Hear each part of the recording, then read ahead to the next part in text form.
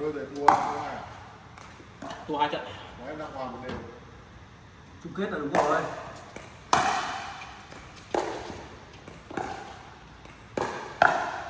Kinh.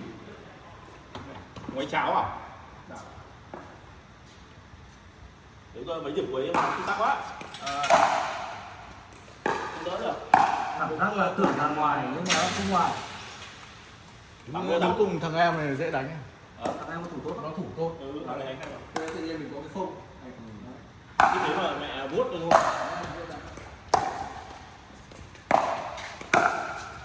Trọng đấy.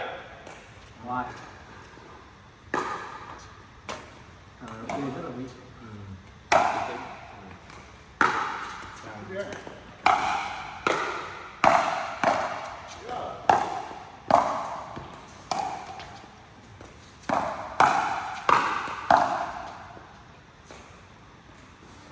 Cú đấy là cú reset cái gì không?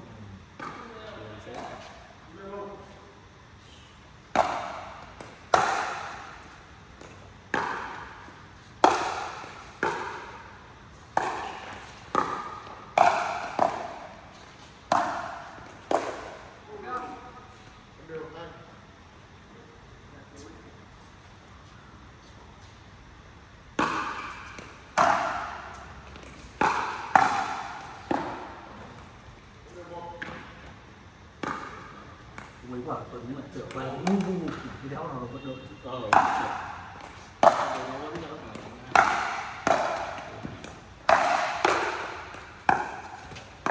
Những cái cú mà nó bên lệch tay xoáy hết nhá.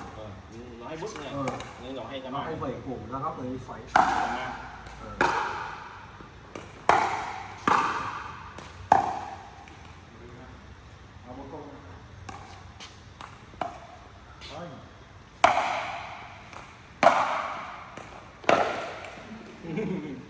Chịu trứng rồi. Đánh là phê rồi.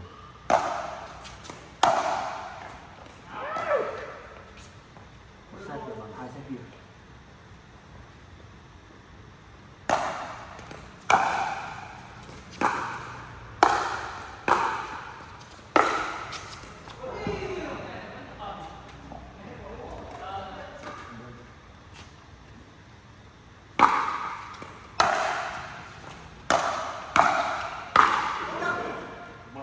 Mấy rồi? Đánh đeo mỗi một đều. Đánh 11 thôi.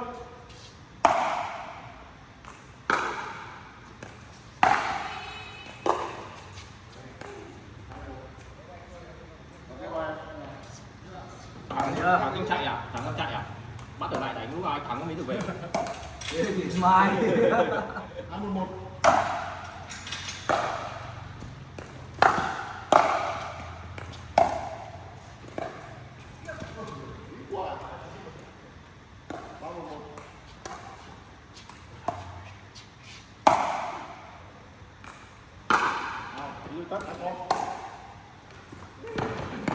Cú này như từ cầu lông sang. Cú này của cầu lông nó thay 7 củ tay. Này.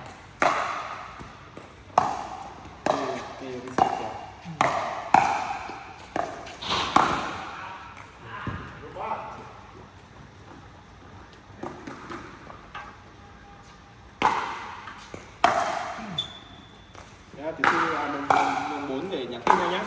Có gì thì nhắn.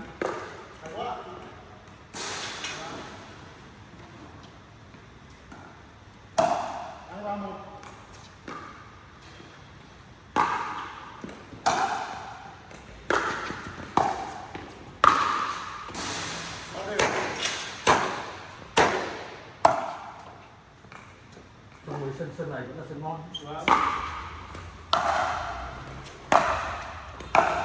Bên biết được cũng đủ rõ. Dịch vụ xung quanh cũng được, tắm rửa, vệ sinh sạch sẽ.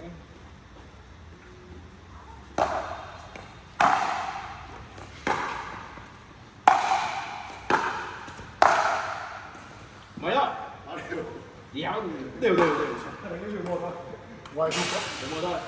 Chân đóng cửa. Đánh 11 nhá, ta đều.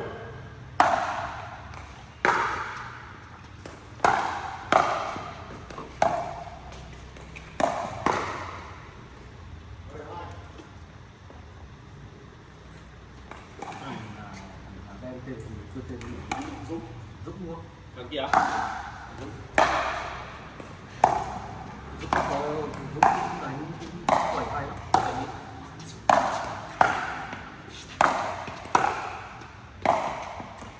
Rồi chết rồi. Tiếp chưa lên này.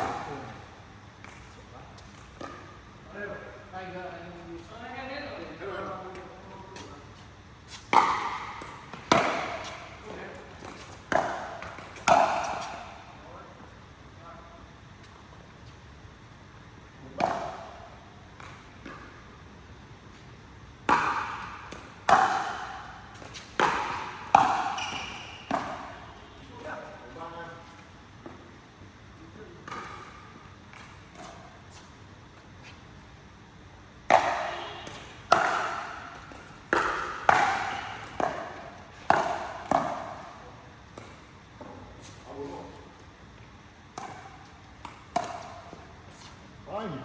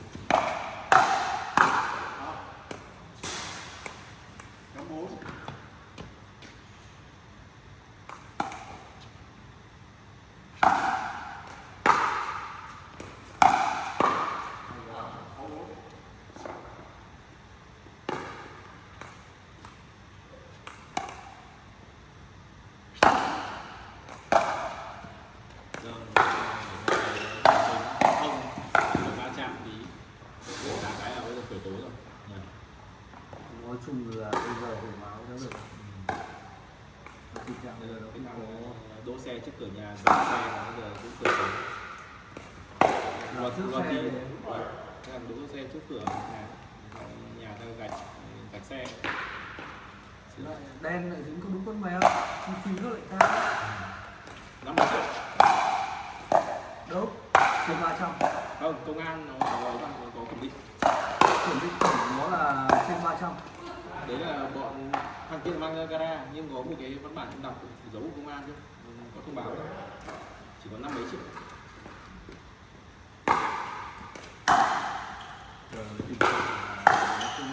Nhưng nhiều thằng ghi vào đấy thì rất nhiều láo, đỗ xe là cái trước cửa người ta nhưng cũng bảo là đây có đất nhà mày đâu. Cái tình trạng giờ ăn vạ rất là nhiều người lắm. Cứ phải bình tĩnh.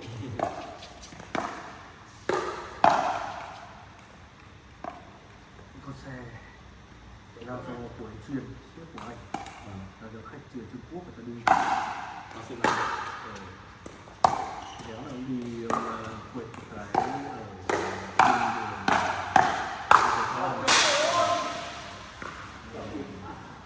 nó lại không dừng lại. Thằng Sima thuê xe chạy tiếp à? Có 42. Kiểu như là đít thôi. Cái xe À, xe máy á? và xe máy thì có đáp.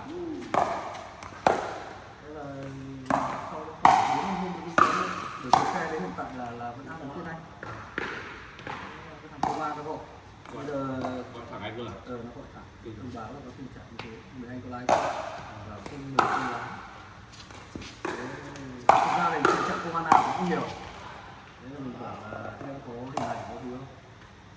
Em có, anh kết bạn Zalo đi xong anh gửi cho anh. Anh có gửi video ra. Đó là tình trạng ra quệt xong rồi không gì lại. Thằng Grab trước thì nó nhẹ,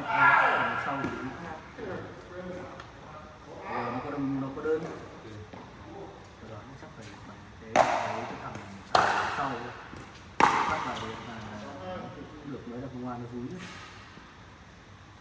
Thế tức là mình mới thông báo bên kia thông báo cho người ta biết nhưng mà đi đúng vào xong rồi đi bắt. Thằng Trung Quốc nó bảo là thằng chắc là nó nhờ các bạn nó điều kiện sắp Tết này chúng ta là nó muốn xử lý vụ này thằng bạn cái mình cho số là công an cho bên đấy tức là mình tập đường đi đấy của mình đâu. Nhưng mà may là xe cổ nó thu đúng không? Không giam. Nó ra hay không thì lỗi của ai thì phải chịu. Người Việt ra thì ăn việc, ăn Grab thì thôi, xử lý mất chủ phủ thôi. Thằng sau thì Mất công an nữa. thằng ngồi đằng sau thì thông báo là nó đang nằm viện. Của viện à? Phải nó làm việc đôi viên thuốc. Cái thuốc áo đâu đâu đâu. Mình bảo là thằng là lái xe là mình có quốc tế thì bây giờ mày phải xem có thế nào đi chụp chiếu thế nào. Thôi nó đéo đi chụp. Cái nằm. Thế rốt cuộc là mẹ cũng phải nôn lên thằng đấy sau khi chụp. Mà chắc là nó phải luộc 4 chục.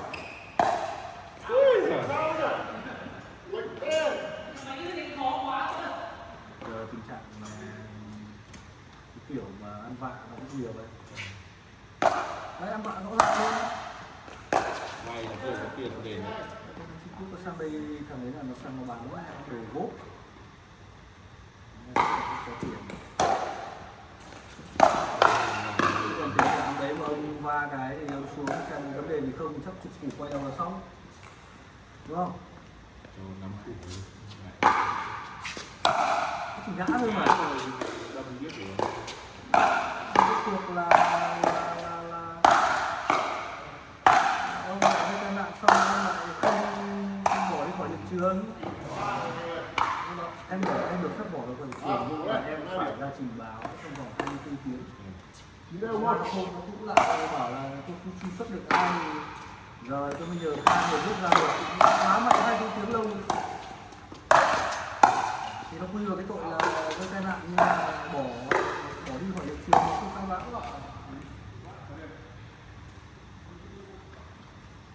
cái tội nữa là chuyển làn không xi nhan rồi lạng lách rồi làm đủ các bạn lái xe kia trừ mệnh có 10 trường lái xe 10 giờ. lỗi mất 70 hay 80 củ như thế. Làm giờ cho dậy đó.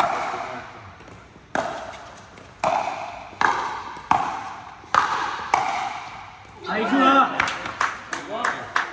Bài em ơi. Anh vẫn làm trận bóng như chủ nhật à? Một tuần đá phải có một trận. Mấy giờ? 4 giờ 30 chiều. Sân à? Sân ở trường Rồi, chúc các thầy ăn Tết vui vẻ. Ok. Đầu xuân gặp nhau nhé. Rồi sau này đánh chơi nhá. Một tuần nữa. tôi thua tâm phục khẩu phục. Hôm nay đứng với thằng đệ có tí thủ. Tuần sau vẫn đánh luôn đấy. Hả? Tuần sau đánh luôn. Tuần sau vẫn đánh. Chủ nhật là ngày mùng 5 rồi. 6 6 16. Thoải mái thứ hai đi làm. Đức thì là tay chân dài là lợi thế món này. Vẩy nhanh. Vẩy nhanh. Anh đánh kéo. Không nhưng mà về tay chân dài Đấy nó không ổn định nhé. Bye bye. Anh em ăn Tết Năm mới. Thằng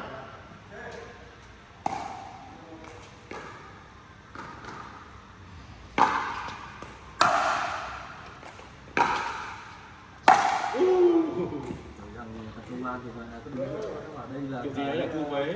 đây là kiểu như là tranh chấp dân sự. Đến ra Còn đâu là lỗi giao thông thế nào là việc đấy là việc thôi. Còn đâu anh phải tự xử lý. tốt à? Rồi.